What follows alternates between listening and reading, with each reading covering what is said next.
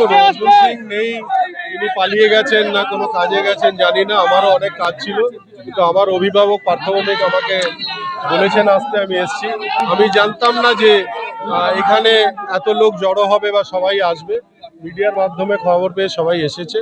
আমি কাউকে ডাকিনি, কেন আমার অভিভাবক পার্থভৌমিক বলেছেন যে তুমি কাল 12টার সময় ওখানে যাবে, জয় বাংলার বাড়ির সামনে যে বলবে।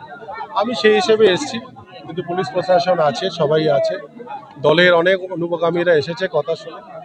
কালকে অর্জুন সিং নিজেকে স্যারেন্ডার করেছে যে উনি জয় বাংলার বিরুদ্ধে কিছু বলেনি, এবং উনি এই কথা বলেনি, উনি নিজেকে উইথড্র করেছেন, স্যারেন্ডার করেছে।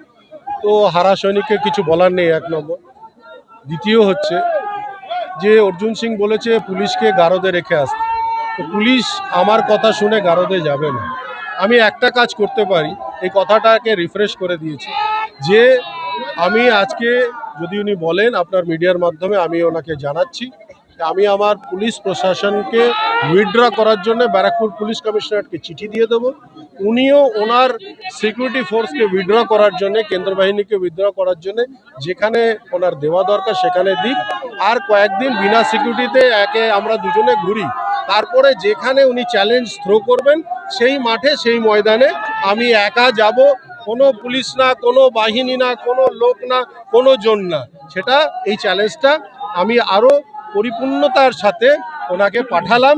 উনি যদি অ্যাকসেপ্ট করেন, উনি বলবেন কবে উনি উইথড্র করছেন, আমি ব্যারাকপুর পুলিশ কমিশনারকে সেই সময় আমার চিঠিটা জমা করে দেবো, আমার এন্টায়ার সিকিউরিটি ফোর্স উইথড্র করে নিতে।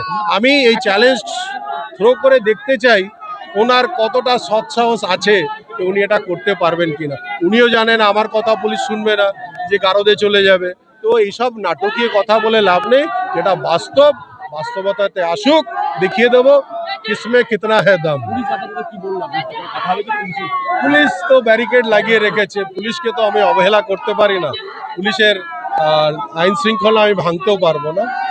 পুলিশের কাজ করছে, আমরা আমাদের কথা, আমরা ঝামেলা করতে আসি না।